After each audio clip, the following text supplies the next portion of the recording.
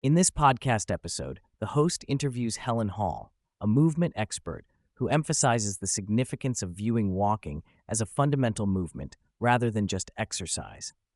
She discusses the interconnectedness of the body, the importance of self-awareness in movement, and practical approaches to enhance foot mechanics and pelvic floor function.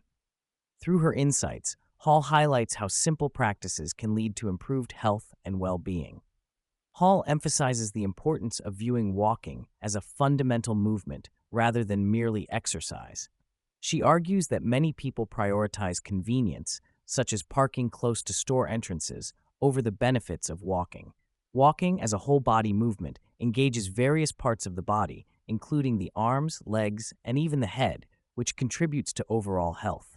The act of walking provides numerous benefits, including internal organ massage and improved circulation, which are often overlooked in favor of more intense forms of exercise.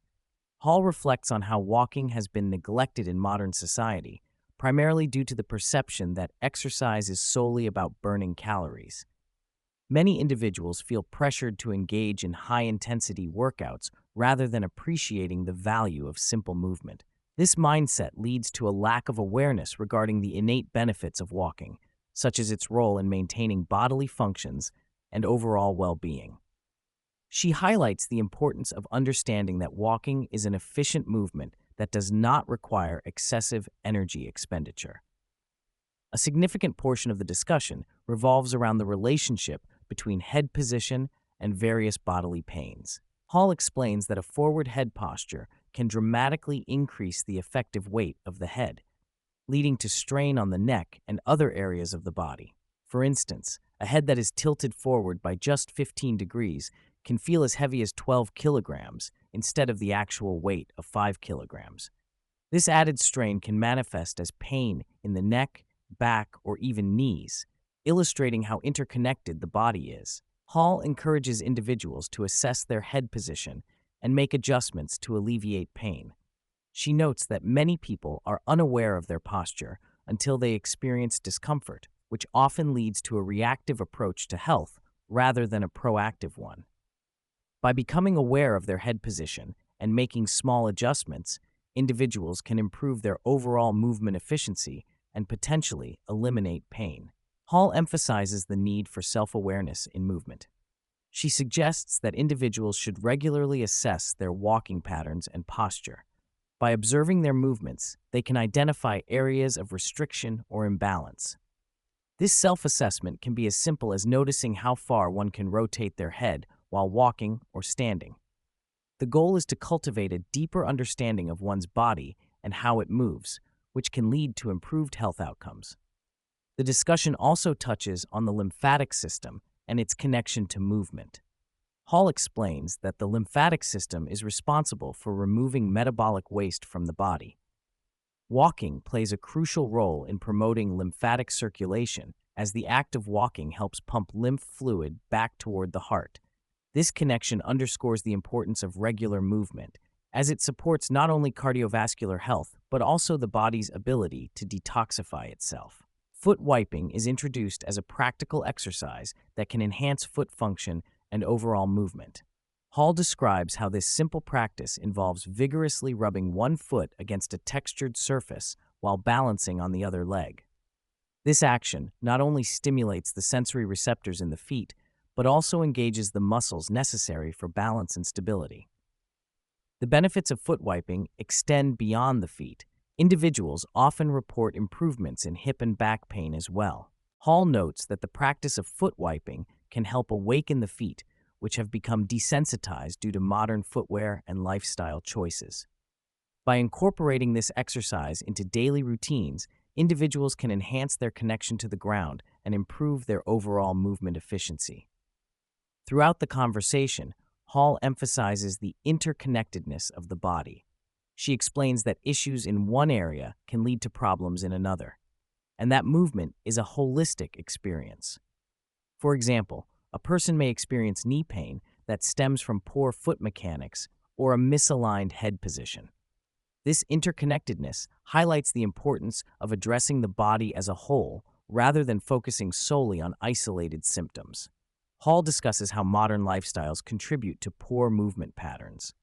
Many people spend significant time sitting, which can lead to tightness and restrictions in the body. This sedentary behavior can create a cycle of discomfort and pain, making it essential to incorporate regular movement into daily life.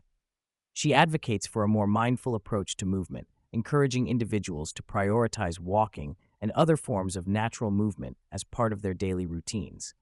The conversation also touches on the use of technology in assessing movement.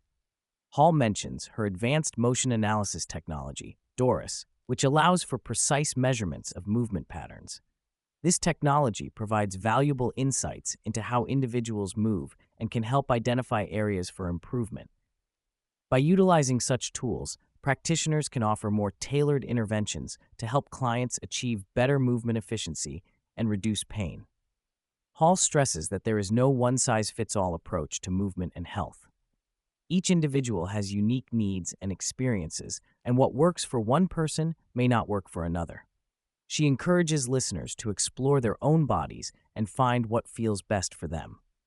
This individualized approach is crucial for fostering a deeper understanding of one's movement patterns and achieving optimal health. A significant portion of the discussion revolves around stress incontinence, a common issue among women that often goes unaddressed due to embarrassment. Hall notes that many women have tried traditional methods, such as Kegel exercises, without success. She explains that the pelvic floor functions as a supportive hammock for internal organs and is intricately connected to the abdominal muscles and diaphragm. Hall introduces the concept of the tin can, where the pelvic floor is the base, the abdominal muscles form the sides, and the diaphragm is the lid. This analogy helps to visualize how these components work together to maintain intra-abdominal pressure. When breathing in, the diaphragm descends, and ideally, the pelvic floor should also lower. Conversely, during exhalation, the diaphragm rises, and the pelvic floor should follow suit. Hall highlights the critical relationship between breathing mechanics and pelvic floor function. She points out that poor breathing patterns can lead to increased intra-abdominal pressure, which may exacerbate issues like stress incontinence. Many individuals unknowingly hold their stomachs in, which can hinder proper diaphragm function and pelvic floor relaxation. To address this, Hall recommends exercises that focus on deep diaphragmatic breathing. She encourages individuals to practice lying on their stomachs to promote awareness of their breath and pelvic floor movement. By allowing the diaphragm to function correctly, individuals can create a more balanced pressure system within the tin can, ultimately improving pelvic floor function. Another key topic discussed is the concept of tracking width, which refers to the distance between the feet during movement. Hall explains that an ideal tracking width allows for efficient weight transfer from one side of the body to the other. Many individuals unknowingly adopt a narrow tracking width, which can lead to various injuries and issues, including knee pain and stress incontinence. Hall emphasizes the importance of finding the right tracking width for each individual, as it can significantly impact movement efficiency. She notes that when people run with a narrow stance, they may inadvertently increase the load on one side of the pelvic floor, leading to imbalances and discomfort. By encouraging a wider stance, individuals can access the full breadth of their feet, promoting better movement patterns and reducing the risk of injury. Throughout the conversation, Hall reiterates the interconnectedness of the body. She explains that issues in one area, such as the pelvic floor, can often be traced back to problems in other regions, including the head, shoulders, and spine. For instance, a forward head position can lead to compensatory patterns in the shoulders and pelvis, ultimately affecting overall movement and function.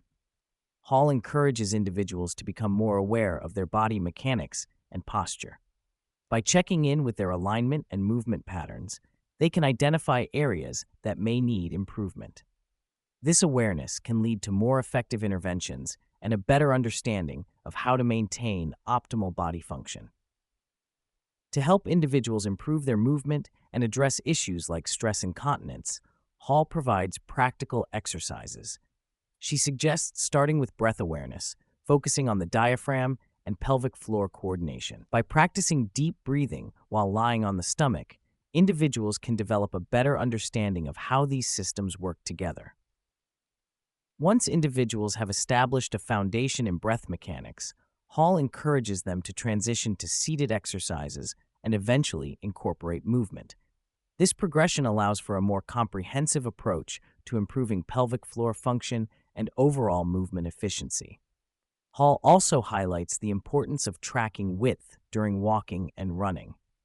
By consciously adjusting the distance between the feet, individuals can enhance their movement patterns and reduce the risk of injury. This awareness can lead to improved performance and a greater sense of control over one's body.